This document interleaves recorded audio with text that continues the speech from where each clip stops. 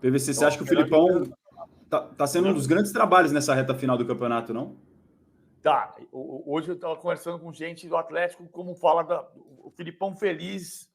O Filipão, assim, pode ter todas as questões em relação ao Filipão. O Filipão tem uma coisa que acho inegável. Ele é um apaixonado pelo trabalho. Pô, 75 anos de idade, 74 anos de idade, ele podia estar em casa, como estava na época da pandemia, passeando com Dona Olga de mão dada em Gramado e com tudo que ele conquistou financeiramente, inclusive, ele não precisava trabalhar. Eu acho que é uma grande diferença do Filipão para o Vanderlei. Quando você trabalha numa coisa porque você é apaixonado por ela, se você se desapaixonar, danou-se. E o Vanderlei dá a noção de ter se desapaixonado. O Filipão não. O Filipão precisa do trabalho. Aí são situações distintas, momentos distintos da carreira do Filipão. Ele está feliz no Atlético porque o Atlético entrega para ele uma condição que só precisa dar o treino. Explico melhor. Naquela época de 2010, que a gente falou no começo do programa, ele chegou no Palmeiras e o presidente era Arnaldo Tironi. Tem um exemplo, teve uma briga no vestiário que foi muito forte dele com o Kleber e que explica muito o que ele estava infeliz naquele momento, que ganhou a Copa do Brasil, mas o Palmeiras ficou na beira do rebaixamento. No episódio da briga com o Kleber, eu perguntei na época para o Arnaldo Tironi, presidente do Palmeiras, o presidente, o Filipão não quer mais trabalhar com o Kleber, como é que o senhor vai fazer? E o Tironi respondeu assim: olha, o Palmeiras tem hierarquia, o presidente está acima, o que o Felipe decidir nós vamos acatar. Ou seja, o Filipão era quase presidente do clube, ele tinha que resolver todos os problemas do clube. E aquilo deixava ele muito enfurecido. Quando ele voltou para o Palmeiras em 2018, eu estou fazendo esse exemplo para mostrar como está acontecendo com ele hoje no Atlético, porque o Atlético tem uma estrutura muito pesada, muito forte. Quando ele chegou e as pessoas que trabalhavam no vestiário, na assessoria, eram as mesmas, as pessoas diziam assim: cara, ele parece uma criança.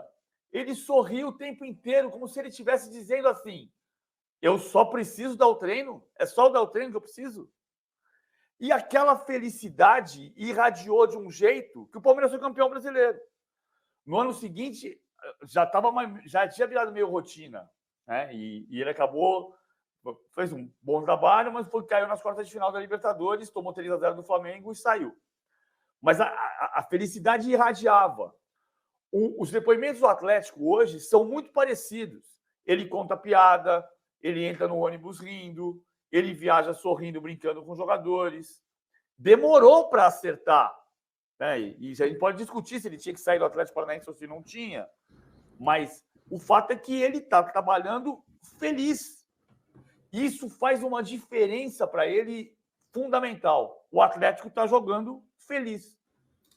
E aqui no chat o Vitor está mandando mensagem falando, o Atlético Paranaense que o Filipão saiu, nem Libertadores em 2024. O Atlético Paranaense empatou nessa rodada com o Vasco da Gama. Nesse momento a gente mostra aqui até a tabela, Furacão 52 pontos, muito difícil, né, a situação para tirar essa diferença aí. Então, mas aí também tem a ver com o fator Fluminense, né? É que o projeto do Atlético foi todo feito em cima do Filipão com o Paulo Turra de técnico, né? E aí chegou no meio do campeonato, foi desmontado pela decisão do Filipão de ir para o Atlético Mineiro. Então o clube foi meio abalado por isso, né? Tem esse fator na campanha do Atlético Paranaense, né? E o Wesley é bom técnico, hein? O Wesley fez bom trabalho. Apesar de não estar chegando, o Wesley teve bons momentos no Atlético Paranaense. O Wesley Carvalho, que trabalhou no Palmeiras, né? O Wesley Carvalho, essa coincidência também. O Wesley Carvalho era o técnico do Sub-20 quando o Palmeiras demitiu o Roger Machado em 2018. Antes de contratar o Filipão, foi o Wesley que foi o técnico interino. E o Wesley faz um bom trabalho no Atlético Paranaense, embora não vá classificar para a Libertadores. Outra coisa, o Filipão pediu demissão e foi para o Atlético. Mas o Paulo Turra foi demitido pelo Petralha porque o Petralha entendeu que tinha sido traído pelo Filipão e, portanto, ia demitir o Paulo Turra. O técnico era o Paulo Turra. Antes de eu mostrar os gols do Botafogo para a gente falar desse Botafogo 1, Santos 1, que deixou o clima de incredulidade no Newton Santos, vou só jogar uma pimentinha aqui para vocês opinarem sobre o gol da rodada, mostrando, porque algumas pessoas no chat lembraram do jogo do Fluminense, né? Só para vocês verem assim os golaços do Cano e do John Kennedy, para ver se vocês mudam a opinião de vocês em relação ao golaço da rodada. Não sei se vocês viram, mas se já viram, vejam de novo. Tá aí, ó. John Kennedy, Cano. Olha de onde ele acerta o chute. 3 toques na bola. Mais uma notícia do gol do Cano, né, Pedro?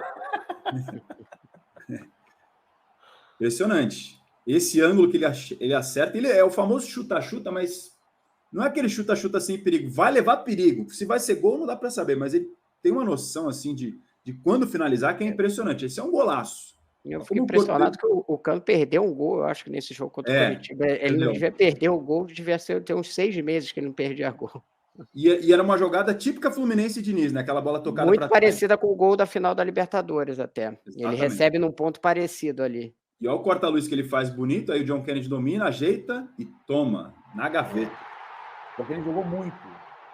Jogou muito o John Kennedy. É.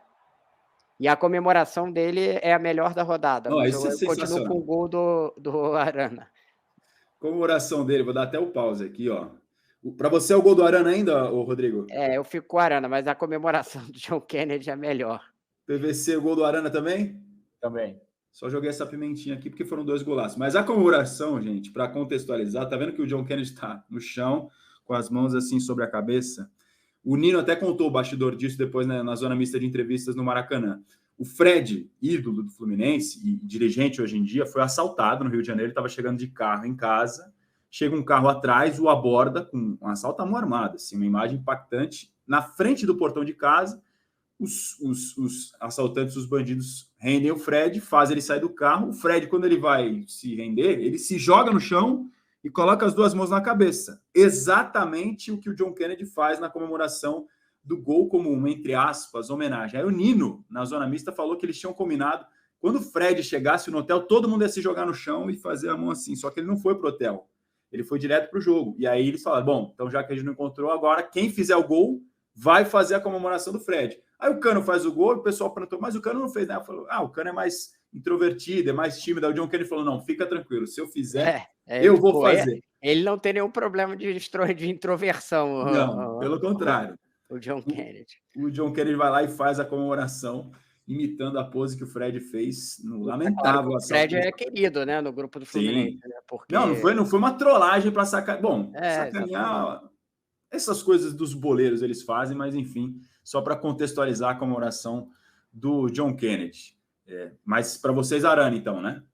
Sim, eu continuo aí com a Arana. Perfeito. Então vamos agora aos muito gols. Muito difícil o chute dele. Acertar daquele jeito, uma pancada daquele jeito, a bola vindo do jeito que veio. Lá da lua, né? Então agora vamos aos gols de Botafogo e Santos. Perdão pelo volume alto, agora sim, baixamos aqui, ó. Esse jogo, o primeiro tempo foi controlado pelo Botafogo, PVC. Foi. O Thiago Nunes, eu ia falar o Thiago Nunes mudou o sistema tático porque não tinha o Marçal nem o Hugo, né? O Marçal machucado e o Hugo suspenso. Então ele fez um sistema que terminou o jogo passado, colocou o Danilo Barbosa de terceiro zagueiro, o Vitor Sá de ala e controlou o jogo. O Santos não ameaçou. O Santos entrou com 4 volantes, né? E todos os laterais vinham mal, né? PVC também, né? Eram os jogadores dos mais criticados pela torcida, eram os laterais, tanto na direita o de Plácido, o JP, e aí na esquerda lá o Hugo e o Marçal, tava todo mundo meio no balaio ali das críticas da torcida do Botafogo. O de Plácido principalmente vinha jogando muito mal, o Hugo tomou o terceiro cartão, podia ser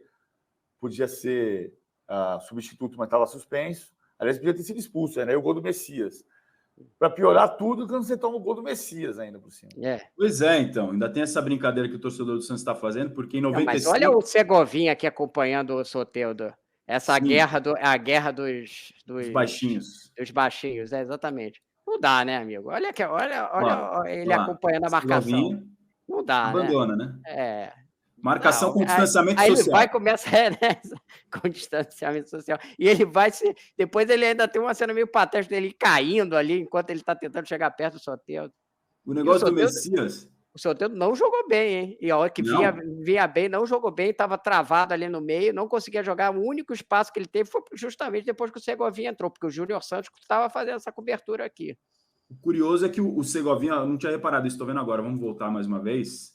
O Segovinha está na barreira da falta. Olha lá, a barreira de um único homem, de convenhamos, de não estatura tão alta, né? O Soteldo faz o passe para o Mendonça e passa para receber, o Segovinha praticamente abandona, não acompanha. O detalhe do Messias, que além de ser um zagueiro assim, que é muito criticado pelo torcedor do Santos, aí começaram a lembrar de 95, porque o Giovani, em 95, era o Messias do Santos.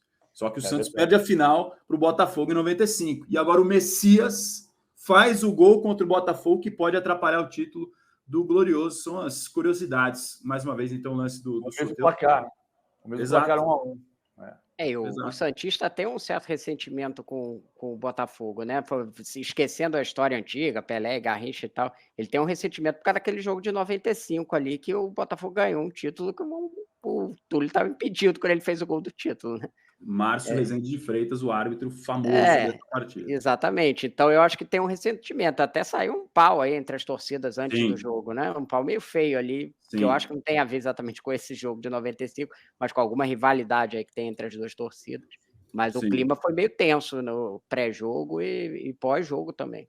Teve uma emboscada, né, de torcedores do Botafogo para torcedores do Santos, para a torcida jovem, e aí o pau quebrou, depois depredaram os veículos dos torcedores do Botafogo, e no pós-jogo jogaram pedras também nos ônibus do Santos quando estavam passando ali na volta. Torcedores do Santos que só chegaram, acho que no intervalo para o segundo tempo, por causa dessa confusão na estrada. Enfim, foi o contexto do quebra-pau lamentável que teve fora do campo. Agora, PVC, primeiro tempo o Botafogo controlou o jogo, não foi ameaçado, o Santos finalizou uma vez, com o Jean Lucas, para uma defesa do Lucas Perry, e só no primeiro tempo. No segundo tempo, o Santos, como era natural, tenta dar uma mexida, coloca ali Lucas Lima, para tentar sair um pouco de trás, e aí o Botafogo começa a criar chances, mas também não mata o jogo. Mais uma vez, deixando para os minutos finais e toma o gol quase nos acréscimos aos 44. Aquele balde de água fria de novo. Você fala assim dos 4 volantes do Santos, mas assim, o que ele fez foi Rodrigo Fernandes e Camacho como volantes. Isso. Pela esquerda, Jean Lucas. E Nonato na direita. E o Nonato na direita, que é um meia, digamos, né? Sim. E aí joga Soteldo e Marcos Leonardo na frente. Foi um 4-4-2. Ele fez um 4-4-2. Ele fez um 4-4-2 cauteloso, mas assim, um time que não tem tanta margem de criação, então ele faz tem feito um 4-4-2. Ele começou, o Marcelo Fernandes, num 3-4-2-1 e mudou para o 4-4-2 com o Jean Lucas jogando pelo lado esquerdo. Então, começou jogando muito bem, já caiu um pouquinho de produção, mas faz um campeonato digno, o Jean Lucas. E o Botafogo fez um time com os 3 zagueiros, mas pressionando com os lados do campo, deixando o Júnior Santos e o Eduardo na criação. Quando perdia a bola, voltava num 5-4-1 e não corria risco. Não correu risco até a bola do Soteldo ser cruzada para o Messias no finalzinho. O Santos até melhorou no segundo tempo, mas ameaçava muito pouco. O Santos parecia completamente morto no jogo, né? Sim. O único que estava jogando bem ali que eu via do Santos era o João Paulo, que pegou algumas bolas. Talvez o Joaquim, estava com uma boa atuação também como zagueiro. Mas você pega o resto do time, entrou o Lucas Lima e tal, começou a ter um pouco de posse de bola, mas o Botafogo parecia o Botafogo do primeiro turno, né? Que fazia gol, se recolhia, saía no contra-ataque e matava o jogo. O problema é que não mata mais o jogo, né? As bolas que entravam antes não entram, porque teve ali umas 2 bolas, eu acho, que saem no contra-ataque, que eram chances, não digo claríssimas do Botafogo, mas chances que poderia ter saído o gol, não saiu, deixou o jogo aberto, e tem essa coisa do time hoje está meio sem reserva, né? Funcionou até o esquema do Thiago Nunes com os 3 zagueiros e o Vitor Sá de um lado e agora tá me falhando, não era o Júnior Santos, que o Júnior Santos estava mais na frente. Tietê. Então, porque tem alguns jogadores do Botafogo que estão escapando da má fase. Tietê, Júnior Santos. O Santos jogou bem ontem, né? O Vitor Sá. Esses 3 são jogadores aí. O Danilo Barbosa, que deu uma subida, o Adrielson, dá para dizer também. O resto do time caiu muito, né? PR e tal, todo mundo meio mal. Mas esses jogadores estão bem. Era um jogo para o Botafogo ter ganho. A verdade é essa. Se fosse refletir o que foi o jogo, foi meio inacreditável sair esse gol do Santos aí. Foi a única chance clara de gol do Santos. Sim, não. O Santos não criou praticamente nada. Antes do PVC mostrar na prancheta as mudanças do Botafogo, como é que está sendo o Botafogo com o Thiago Nunes, eu estava fazendo uma conta rápida aqui antes do programa, os pontos que o Botafogo perde por gols sofridos no final dos jogos, né? Contra o Palmeiras, toma aquela virada incrível do 4-3, então era para ter vencido, perde 3 pontos. Contra o Bragantino, toma um empate no final, era para ter vencido, também perdeu mais 2. E ontem, contra o Santos, era para ter vencido, perdeu mais 2. Só aí, conta rápida aqui de cabeça, são 7 pontos que o Botafogo deixou de ganhar por tomar gols no final. Claro que também já teve o inverso, mas para mostrar um pouco dessa fragilidade emocional. Parece que o torcedor vê o Botafogo fazendo o primeiro gol, ele já não acredita mais na vitória. Não, alguma hora vai acontecer alguma coisa que vai jogar tudo por água abaixo. Impressionante como o time não sustenta os resultados, PVC. Não consegue, mas é aquilo que a gente já discutiu bastante, tem que trabalhar isso no dia a dia, de você sair à rua e o porteiro vir falar com você que tem que ganhar o jogo, e você, não, calma, nós vamos ganhar. Isso se transforma. Aquilo que eu falei agora há pouco do meu tio, que no jogo do Aguirre Garay encostou na marquise do Pacaembu e falou assim, eu vou ficar uns 5 minutos aqui, olhando o relógio, já passaram 50. E é exatamente essa cena. É a cena do Engenhão ontem. O cara vai encostar no estádio e fala assim, não é possível isso. Se olhar no relógio, passou 1 hora que ele está ali em estado de choque sem entender. As pessoas não estavam nem olhando para o celular. Elas eram um olhar no vazio, assim. É isso. Procurando o horizonte que não aparece nada de bom, porque o Botafogo está vendo a chance do título que era relativamente tranquila. A gente até chegou a falar, né, PVC, lá atrás, você projetava que poderia ser esse o jogo do título, lembra? Esse jogo, Claro, ninguém previa essa derrocada. Mas, essa projeção não deu certo, hein, PVC? Não dá para mostrar só o jogo ganho, não, hein? Essa foi errada. Tem que mostrar as derrotas também. Depois puxa aí o vídeo dele projetando o título do Botafogo para o Botafogo e Santos no Newton Santos. Eu, em 2008, quando o Corinthians subiu contra o Ceará, eu fiz a conta, deu certinho. Eu falei, vai subir dia 25 de outubro contra o Ceará, e foi. Então, eu tentei fazer a mesma coisa, porque fazendo a conta, pode ser nesse jogo, campeão antecipado. Só que são 8 rodadas, e o time ganhou só 4 pontos em 24 que disputou, e está em terceiro lugar. Vou voltar a dizer que o Botafogo pode ser campeão. A gente está olhando o Botafogo duvidando disso, mas o Botafogo pode ser campeão. O Palmeiras perder 2 pontos, o Flamengo empatar com o Atlético, o Botafogo ganhar os 3 jogos que tem pela frente, ele é campeão. É que não está dando para confiar no Botafogo, que não ganha 8 partidas, a 8 rodadas. 4 derrotas e 4 empates.